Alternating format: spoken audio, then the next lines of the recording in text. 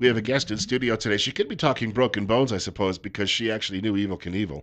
Uh, Boy, that's taken me back. he suffered a lot of those. Shellien Gilliland is joining us from Dr. Tripp's office this morning, Tripp Family Medicine, here in Twin Falls, and uh, you're filling in because the doctor is busy with some other issues, and the rest of the office is filling in for the doctor. Absolutely. And you've got a lot going on over at the office, though, coming up this fall. We do. And so I'm here to share some of those things with you. And I appreciate you giving me a chance to do that Sure. today. So, our office has the freedom to kind of create the kind of environment we want to. And so, some of the things we're going to do this fall are announcements. People haven't heard yet that we're doing them. Some of them, the word's gotten out a little bit. Some of them are things we do every fall. So, just some good reminders as well as some new things to consider. So, the first thing that I think that the audience would be interested in hearing is that we are hiring.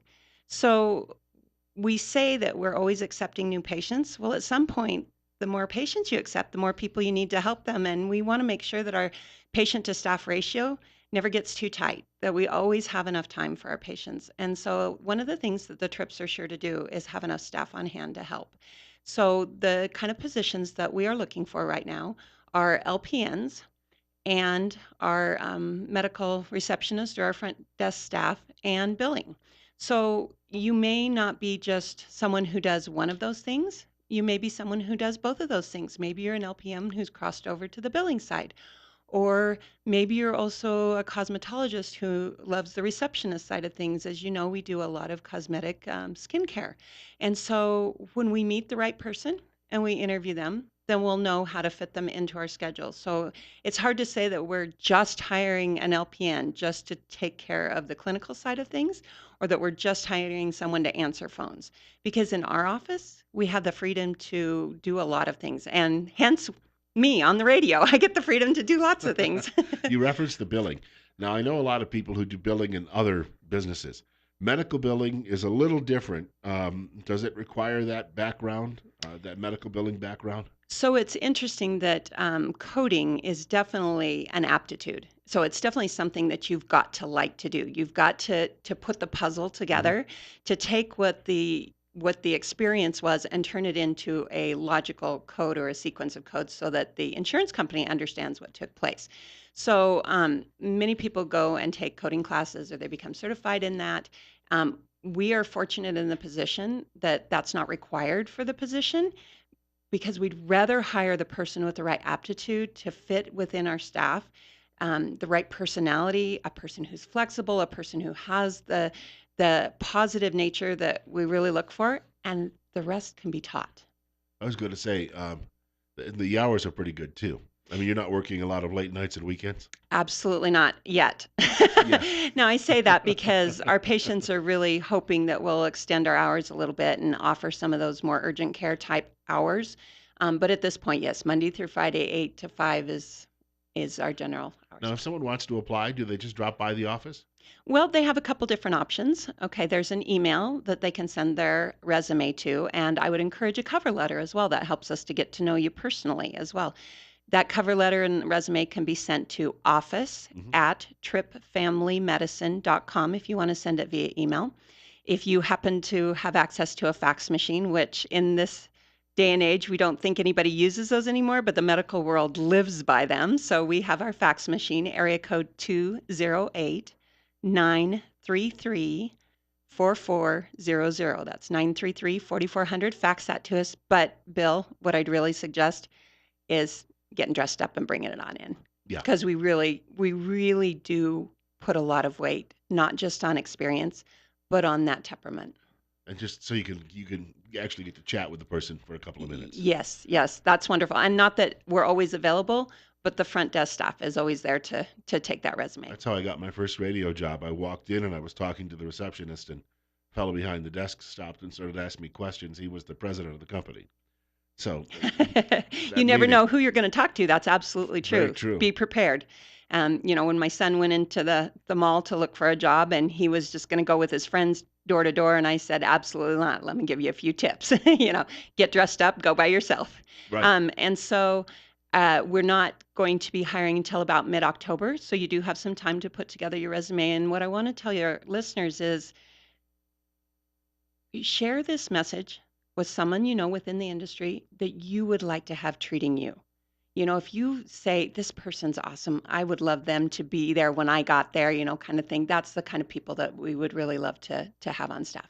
You've also got another one of these peel parties coming up, which you did a few months ago. Got a good turnout, right? We did. This spring we did a peel party. We were completely booked solid. We had a waiting list. We've contacted that waiting list, fill in a few spots, and now we're ready to announce that we are doing two peel parties. We realized that maybe we better give people a second date, to coordinate with their schedules. So coming up on October 19th and November 9th, those are both Thursday evenings, we will be doing our peel parties. Now, um, first of all, you got to know what a peel is to be interested in that. So if and I don't say appeal as in APPEAL, but APEEL. So a chemical peel is what we'll be doing. So if you've heard about these, if you've reached that age where you've started to think about your skincare, either for acne or aging or discoloration, rosacea, any of those reasons, a chemical peel, though sounds harsh, is actually a base of, I believe it is apricot nectar that or peach nectar that our chemical peels start with, and they build from there.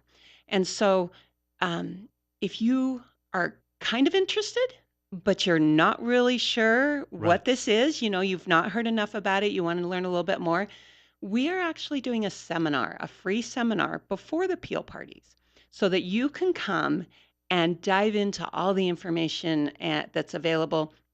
Dr. Tripp, with 15 years of cosmetic skincare experience in Scottsdale, Arizona, will be doing this seminar. And you'll get to ask questions, and he'll talk about what's glycolic versus Mandela, and what is your skin tone, and how many peels do you need to get your skin looking 5 to 10 years younger. You Bill? you mentioned the fruit though too, the Yeah. apricot and the like. Uh That huh. sounds healthy. It's not chemical. I mean, it is chemical in the way that it's been derived, but Right. I don't want to scare people away because, Bill, I come from the outside. I'm not medically trained. I spent my 20 years in mall marketing, and it took me 2 years to believe in this, to get myself on the table to say, okay, do it. I'm just gonna lay here. To believe that, one, it was safe, two, that I needed it, and that it would really affect me. And I think those are the questions that we all have coming into it. Why do I need it? Is it gonna hurt? How much downtime am I gonna have? And is it really gonna, is it something that I really should add to my skincare regimen? I can tell you now, 2 years into doing pills, that when somebody walks up to you and says, your skin looks so bright. What have you been doing? And it makes you feel good. And you know that you're doing that it's a good thing. I was going to mention too as well. There's another topic you have that I think I just have a simple cold. I think it's a little too early for flu season. But for those people who realize, I'll tell you what. Yesterday, I think I actually had a few moments where I thought it was the flu, with fever and everything else. There are ways to avoid that, and a lot of people are hesitant about getting the vaccination, but the vaccination can do wonders.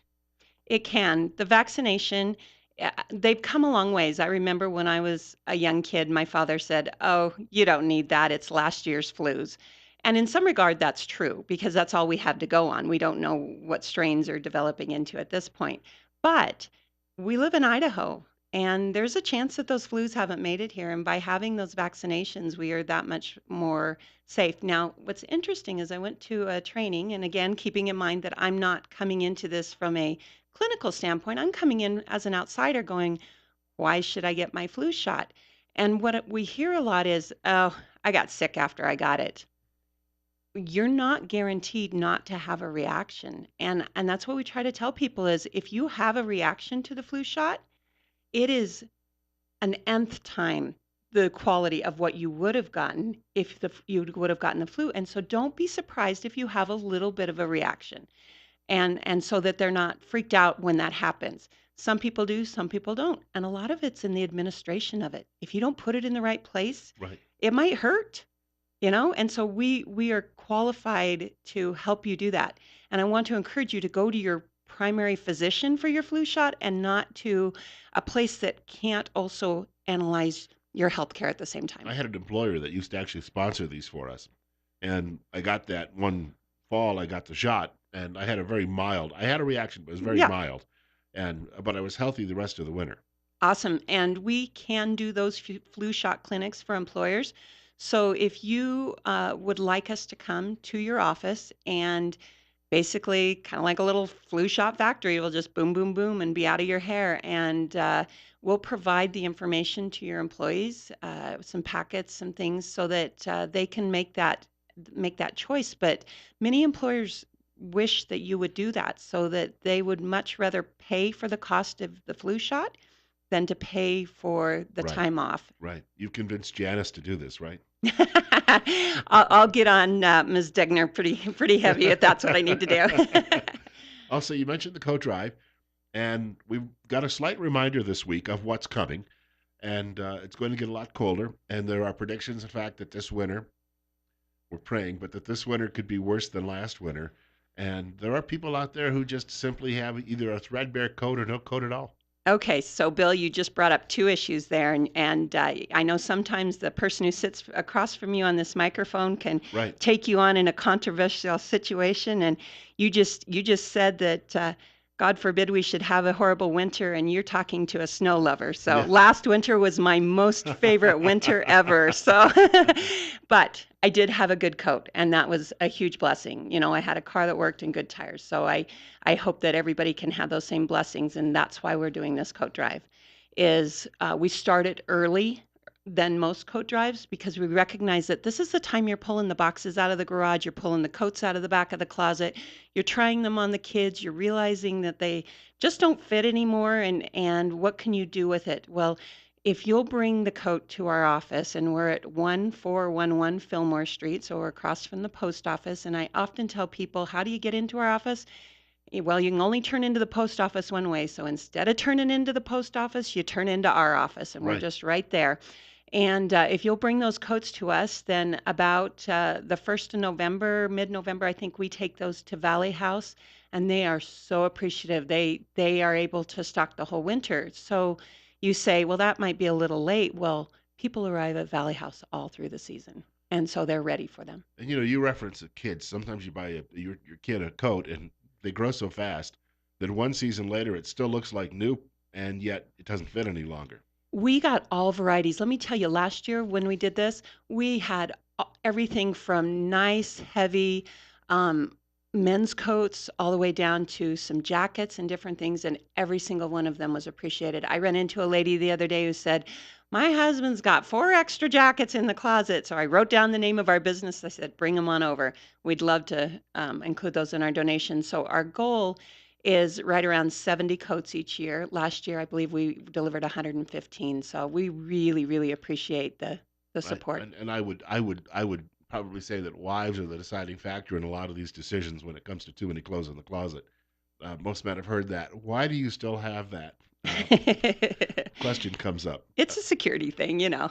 Got about a minute to go. You also, since we talked a little bit about flu shots, but you also wanted to mention immunizations as well. Okay, so in about a week, we will be launching full immunizations for youth and adults. So this means that any of your children's well child checks. So they come in for their checkup at 2 months, at 6 months, at 12 years before they go into seventh grade. All those points where they need those immunizations as part of the a regular schedule. We have access to the history of your immunizations now, and we have those available. So this is something that we've been working very hard on preparing for, training, receiving our stock, doing all those things to be prepared to be full service to our families with children. That's true. Family medicine is like one-stop shopping. You can get your labs done in our office. You can, get a facial while you're there. We'll take care of you.